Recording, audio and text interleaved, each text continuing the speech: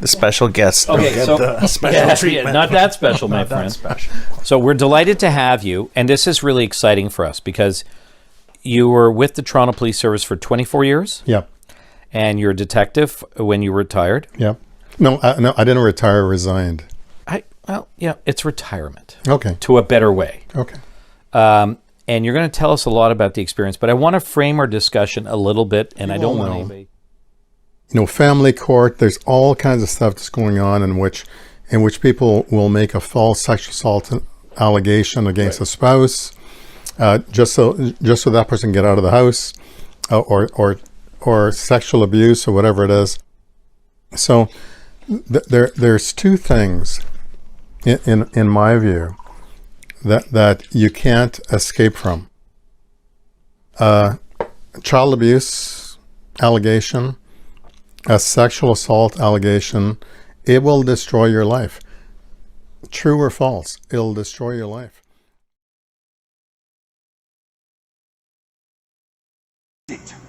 So this is where we enter the twilight zone. But it's a twilight zone, again, everything is a point of observation. A twilight zone to a mainstream journalist will be perfectly bloody logical with someone who's done 50 years or so, or 25 years, or how many years it is of research into something. This is an important point about perception. One of the greatest ways that humanity is controlled is by the suppression of the sense of the possible.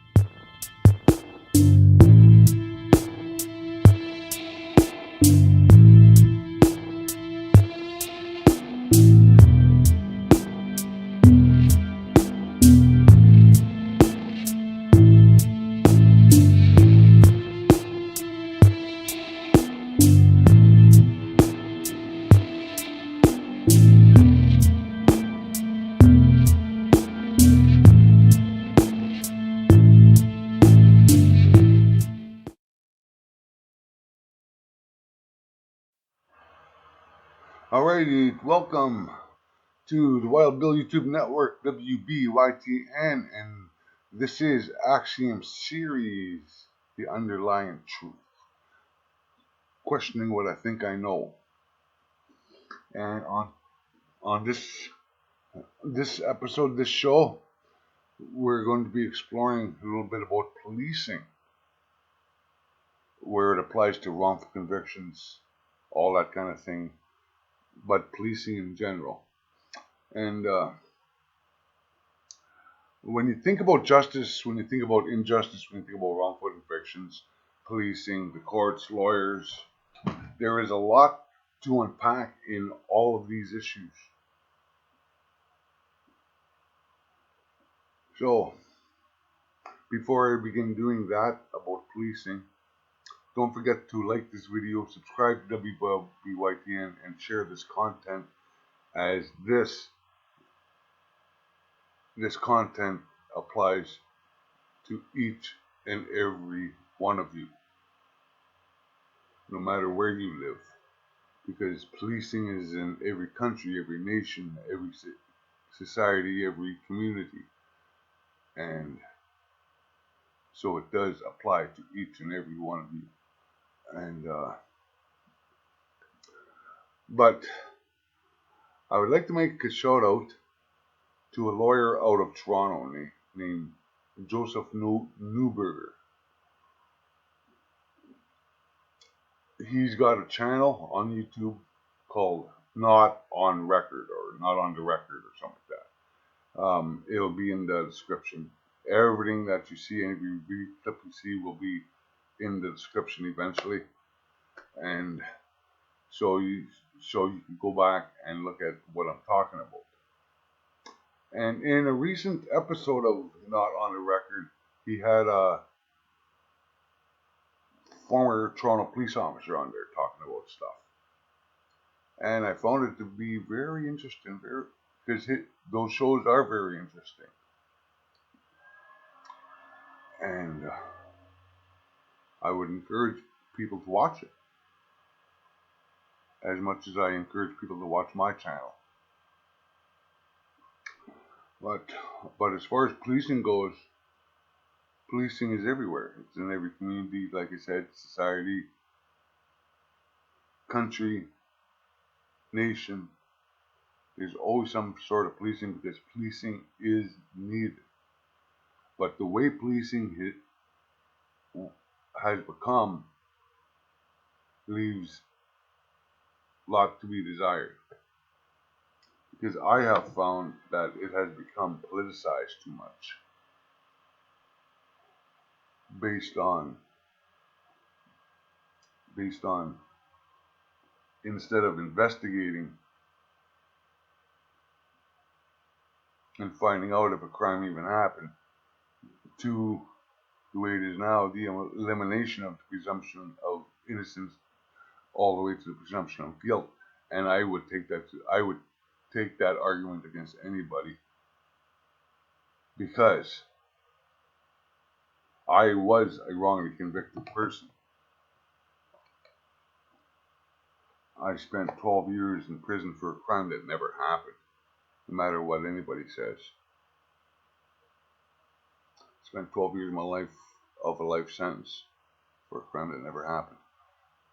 And that is fact. So, we're going to get into that video with that former Toronto police officer in parts, and we're gonna discuss various parts of it. So with that, let's get to it.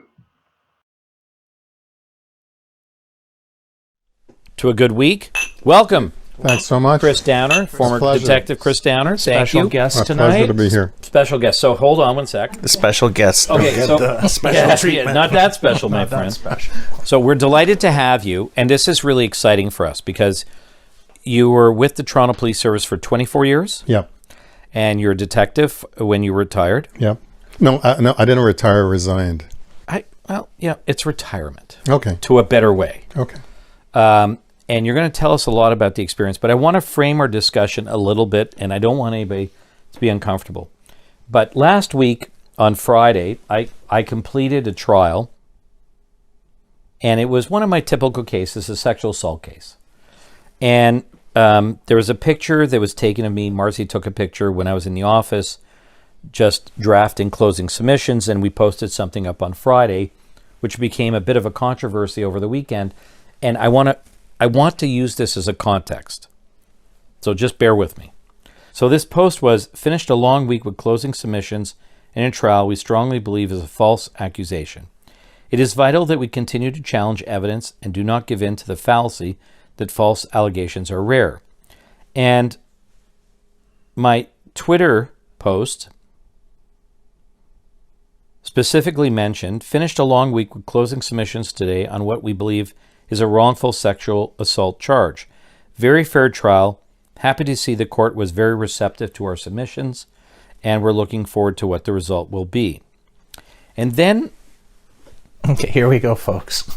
And then I got some loving remarks. So Catherine Marshall, who's a lawyer in Toronto with a very reputable employment law firm, who I respect and is an outstanding law firm, and I assume she's a very good lawyer because she's a partner there, said, right, because there's so much to be gained by fabricating a rape allegation and blowing up your life. This post is cringe.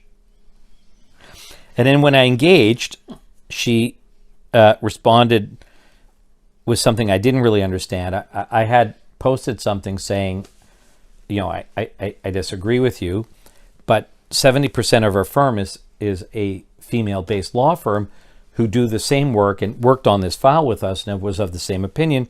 And I posted something about that, and then she had said, I got triggered by something about female litigators. I really didn't understand it. And I said, I'm sorry, I don't understand your post. But she wrote back, you know, be better, do better. So Sounds like a Beatles song. Or Well, something. what does that mean? Yeah, what does that mean? That I didn't know, but it could be a Beatles song. Yeah. And you know, Catherine might be, you know, and I assume she's a very bright lawyer and does a great job, and that's a great law firm. So I respect her and her opinion, and she's entitled to it. But I want to know, and the reason I frame it this way is not to call her out so much, but But you just did, so it's okay. well, but it's public, you know, in Twitter. She wanted to say I'm cringe. Am I insane? Am I wrong? Because we litigate a lot of cases and we dissect the evidence, and we have the benefit of reading it and cross-examining and doing whatever to distill the evidence and then come to a conclusion that based upon X, Y, and Z, we have a reasonable basis to believe that this is not a legitimate allegation. It's a false accusation. And in this case, we had a lot of evidence to establish motive to fabricate. Well, it's strange he started the show with that exchange on Twitter with that other lawyer, that woman lawyer, who called him cringe. Because that's one thing about these sexual assault allegations that I find very disturbing. That just because you're accused of sexual assault, it doesn't mean you were guilty of it, considering the fact that many of them have found to be false accusations. One way or another, they've been false accusations, meaning they were lies. And the only thing that I find cringe are those police, those lawyers, those members of society that would rather willy-nilly send somebody to jail for sexual assault just because they can, rather than do their jobs, find out if a crime even happened. And if you find out that it's been a false accusation, to have those false accusers charged and convicted of things like perjury and obstruction of justice and all that kind of thing. Because knowing firsthand, an accusation of sexual assault can get you killed. Fabricate. So, you're an experienced investigator. I want you to talk a little bit about your past experience, why you retired from the police service. Resigned. Let's be clear about that. But I want to say it in a nice way. And then I want you to enlighten us about whether, if somebody's charged, does that mean they're guilty? And have you ever seen, or are there false accusations in criminal and in sexual and domestic assault cases? This is important. I want to frame this. Of course, there's false allegations, and how I look at myself, or my view, is that if you have 5 complainants of a sexual assault, it's just as important for 4 out of the 5 to come forward as it is important for the 5th liar to be found out. And as you all know, family court, there's all kinds of stuff that's going on in which people will make a false sexual assault allegation against a spouse, just so that person can get out of the house, or sexual abuse or whatever it is. So there's two things in my view that you can't escape from. Child abuse allegation, a sexual assault allegation, it will destroy your life. True or false, it'll destroy your life. And I'm not saying the police in general. I'm just saying that as an investigator, you really need to do your homework. So let me ask you this, and I don't mean to cross-examine you. So because you've covered the gambit of investigations. You started, as a regular police officer, worked your way up to CIB. Yep. You did internal affairs. Yep. I mean, you've had a very distinguished career at Toronto Police Service. Thank you. And then you quit because you didn't like what was going on at Toronto Police. That's correct. But let me just say this and ask you this. In your years of investigations, did you come to the conclusion when investigating that some sexual assault allegations were false? Of course. Did you come to the conclusion that some domestic allegations were false? Of course. Were you frustrated by the policies that were in place by government and the police service to hamper you in making a decision as an investigating officer? No, it didn't hamper me because I had the stones. So I wasn't forced to do anything. Say that again. I had the stones. I wasn't forced to do. There's no such thing as a policy where you have to charge, you have to do. It's laziness. It's. Is it laziness or is it lack of fortitude to stand up to your superiors and say, no, I'm not doing this? Oh, exactly that. Okay. Exactly that. And here's what some. Catherine, just listen carefully. So here's what some of your guests here or lawyers may not know is there's a point where you have reasonable grounds and you lay a charge. Break that down for a second. What does that mean? Taking a statement from a complainant? Yeah, you take and you believe what's happening, and you have no reason to not believe it, and you lay a charge. But after that, you can actually lose your reasonable grounds. Like if you do your investigations properly, you lose your reasonable grounds. And there's a form. It used to be on jet forms. I don't know what's called these days with the police. But there's a form that I used on more than one occasion in which you write your unit commander a letter and say, I've lost my reasonable grounds and I like to have the charge withdrawn. And then they send that letter, he or she sends the letter to the Crown Attorney's office, and that's the end of that. Because I acted on good faith at the beginning. But as time went on, there's nonsense, there's lying, there's whatever's going on. So what you're saying is once you have taken the statement and then started to do more investigation as you went along, that there's other information that comes to your light where you feel that you no longer have reasonable grounds. Of course. And you write to your unit commander to say, I've lost my reasonable grounds. This should be withdrawn. That's it.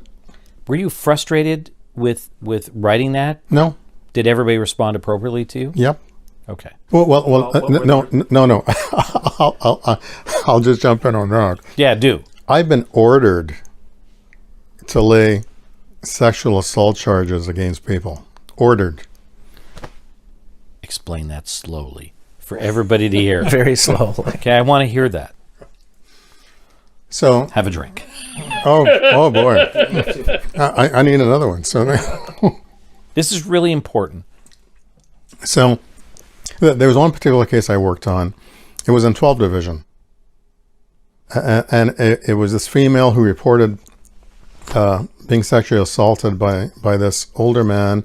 He was the owner of a store. And they knew each other because in her statement she said, that she spoke Italian, he spoke Italian. She went and he hugged her, but he grabbed her backside. And I took her statement, and there was just something that was off. It was just off. And she said to me, she I'm sorry. I'm No, sorry. no, it's okay. I'm sorry. I'm laughing. We don't apologize I'm here. laughing. No, it's a podcast. Enjoy it. Right. And she said, the video is playing over and over and over in my head. And I said, I think there's something wrong with your VCR. Right? Because what you're saying doesn't make any sense. And I wasn't promoted at that time. I was a constable. It's not a bad thing. And I wrote a five-page report clearing that guy because he didn't do anything wrong. He didn't do anything wrong. And my staff sergeant read it, and he ordered me to charge the guy. And I said, no. And he says, Chris, it's only a piece of paper. I said, no, I don't think it's called a piece of paper. I think it's called a Form 9. And I think you're counseling me to commit the indictable offense of swearing to a false affidavit, and I'm not doing it. So I refused to do it, and he had other detectives come in and then charge that person, who eventually got let off for their charges. But it gets back to what I was saying to you to begin with. Sexual assault allegations, like, you can't run away from it. Like, it's so serious. It destroys your life. Well, there you have it, man. Right from the horse's mouth. This former police officer, in his career, was ordered to lay a sexual assault charge, even though he was skeptical of the accusation to begin with. He was ordered to do it. Somebody else laid the charge because he wouldn't, because he had, quote unquote, the stones. And that is what's missing in policing, I find. People having the stones to do what's right. And that tells me only that policing has become more politicized than it needs to be. Policing doesn't need to be politicized at all, because policing is supposed to be to protect and serve the public, even the accused. Even those that are being accused of crimes. Because the accused have rights too. Rights to be protected from wrongful search and seizure and all that kind of stuff. And to be able to defend oneself. But it is disturbing to know that police officers are no longer encouraged to go with their own consciousness, their own conscience on what's right and wrong when they investigate. They're only supposed to follow orders. And if you don't follow orders, well, you're not going to be in those ranks. And I've been saying that for a lot of years. A lot of years. And that's not wrong, and I wonder if things like this is why this former police officer resigned his position in the end.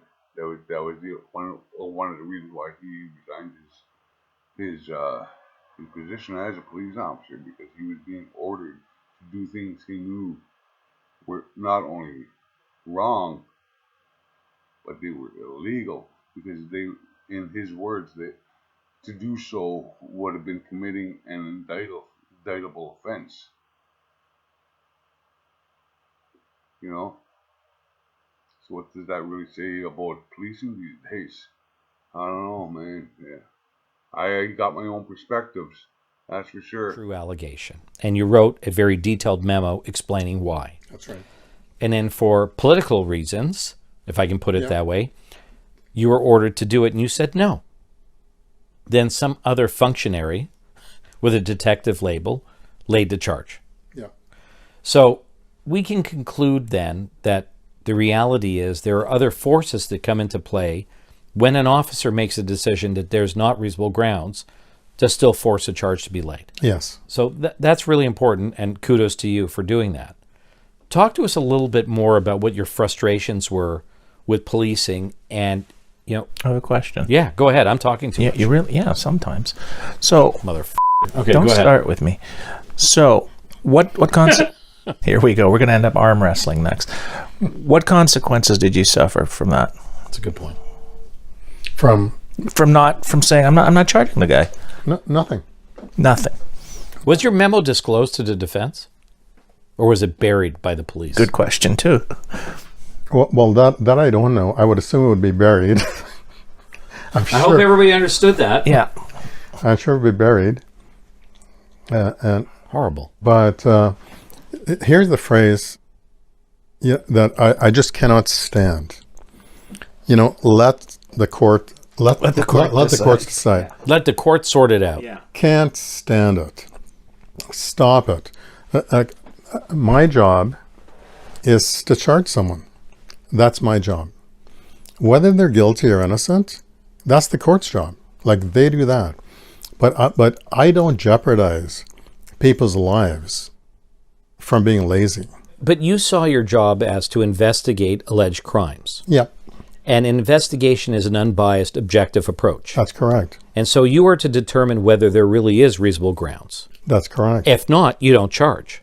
That's the way you ran your business. That's the way you operated as a police officer and a detective. So when I joined, a very senior deputy chief, said to me, when you go into an investigation, go in to prove them innocent. Wow. Prove them innocent, because that way you're not biased. I don't go in thinking you're guilty or whatever. I go in to find evidence. Do you think that's the way it is in the last decade? No, I don't think it's been that. I don't think it's been that way in the last 30 years. But Right. I agree with you. I agree with you. Yeah. I think you go in with the presumption of guilt, and you're trying to find evidence to confirm guilt, and you do the bare minimum to find out other evidence that may contradict their narrative. Yeah, well, don't do it. Well, that was pretty intense, man.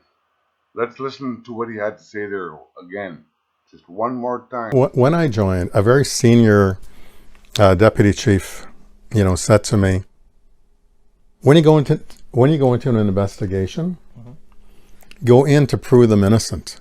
Wow. Prove them innocent. Well, he was told by a senior detective, his boss, when he first started, I guess. That's what I'm assuming. That he was told, when you go into an investigation, you go in to prove them innocent. That way, and I'm only assuming, by doing it that way, you prove, you follow the evidence. Okay? That's what I'm getting from that. But now let's listen to what he said, how long this has been, what he said later on, which I don't know if you viewers caught this. I caught this right away. But listen carefully to what he says next. Because that way you're not biased. I don't go in thinking you're guilty or whatever. I go in to find evidence. Do you think that's the way it is in the last decade? No, I don't think it's been that. I don't think it's been that way in the last 30 years. Well, that was pretty intense too.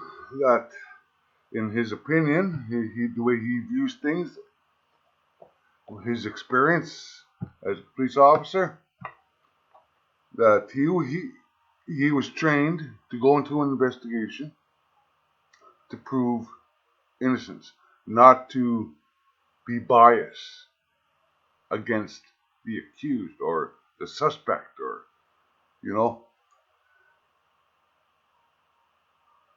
that way he could follow the evidence and make sure that a crime even happened. Then he said he doesn't think, to paraphrase him, he doesn't think that it's been that way for 30 years. And that, I could agree with that 100%. because of my experience. Because you see,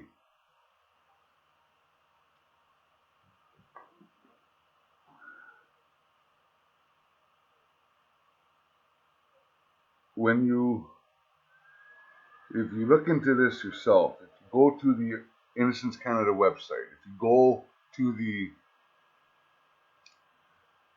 it's called a 696 brief to the Justice Minister, which Adric filed on my behalf in 1995, in 2005, I mean. It was discovered that the police officer rushed to judge me.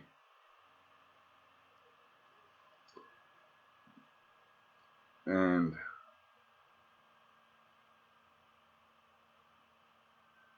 this is opening up a big can of worms for me right now, because I'm thinking back to when I was arrested in 1993, 30 years ago.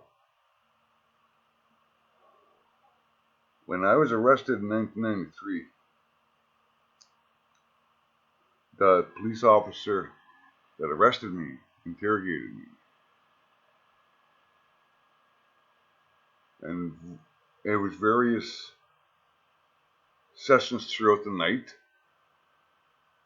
but in that 12 hours, about from the time he arrested me to the time he took me to the city jail, I was at the police station being interrogated, and he interrogated throughout the night. In that last interrogation session,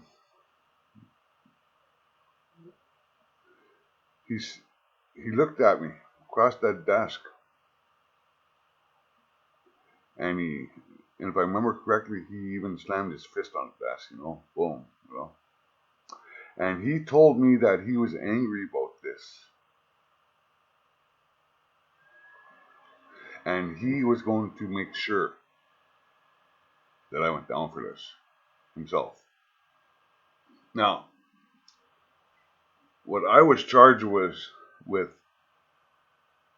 was first degree murder in the process of a sexual assault. And there was no doubt, zero doubt in my mind, that he had to add that sexual assault tag onto it to guarantee a conviction. Because when somebody is accused of sexual assault, especially on a child, people's blinders go up, investigators' blinders go up, doctors' blinders go up. And when they make it a sexual assault, well, it's virtually a guaranteed conviction. Even though years later, in 2005, starting with the newly appointed chief coroner of Toronto, and then 6 other internationally renowned pathologists said that there was no sexual assault here, there was no murder here, there was no crime here.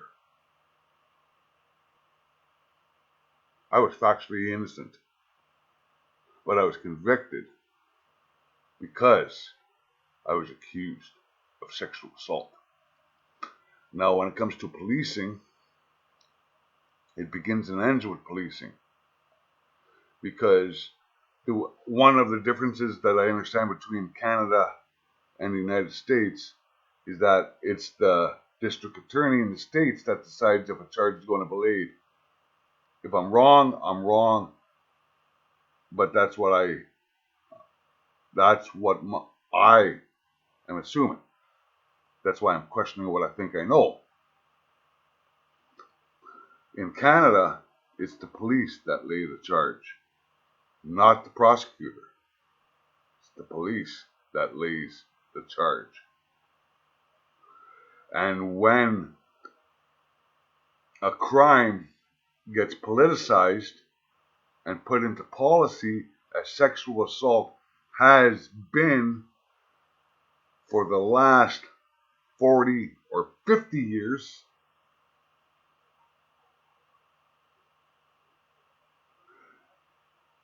you're more likely to get a wrongful conviction because of that, because it's politicized. They're not following the evidence, they're not doing their jobs right, and so on, and so on, and so on. So I'm going to leave this video there. There's a lot more to that particular show from Not On Record. I will put the link into the description. I will put the link to Innocence Canada. I'll put the link to my case from Innocence Canada in the description. But what I'm going to leave you with is a video that I made a few years back off of YouTube concerning a press conference from Toronto Police. I'm just going to let it run and let it run to the end.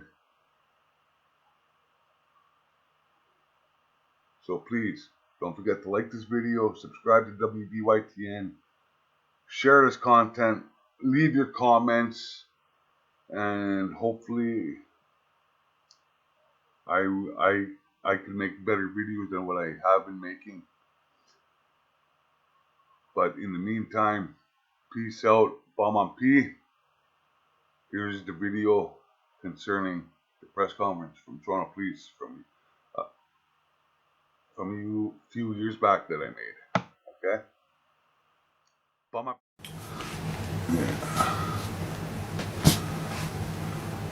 February 28, 2019 at 8:02 a.m. I'm watching a video. Victimhood trumps search for truth in Toronto Police sexual assault investigation. And they're going into the Gameshi situation a little bit here as their point of reference. And this interview by the Toronto Police Service.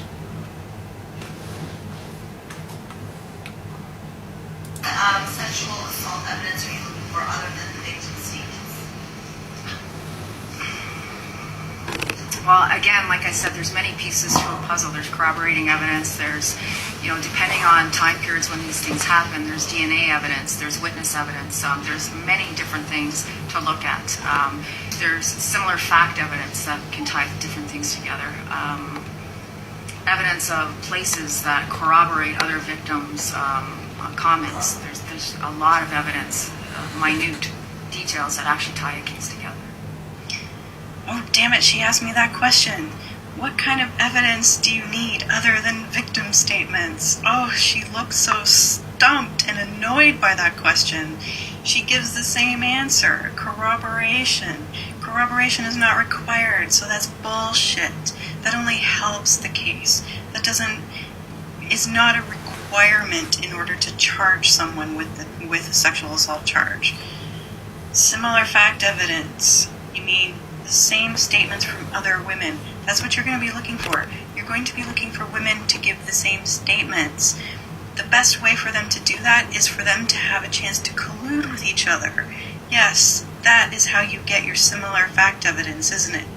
Talk to us again about what made you start looking into this. That you said on Thursday there was no formal investigation, but you said you started once the media reports were out. Can you give us a sense of the timeline? Because we know that there was an investigation started by a newspaper in the springtime. Right. There was a flurry of media activity this week, and it came to my attention as I started reading it and realizing that there's these allegations that haven't been made to us about assault and sexual assault, that I felt that it would be better for us to get ahead of it and see exactly what's coming together, so that if in fact a victim does come forward, we actually have evidence prior to that, so that we can be more proactive in the investigation. And actually now, because we've done that, we're able to move seamlessly into the next step. So this sounds like a little bit of careful tippy-toeing around the fact that you actually reached out to the complainants through the people who published the articles about their stories and asked them to contact you, to come to you, to report and receive victim services if that is what they wanted to do.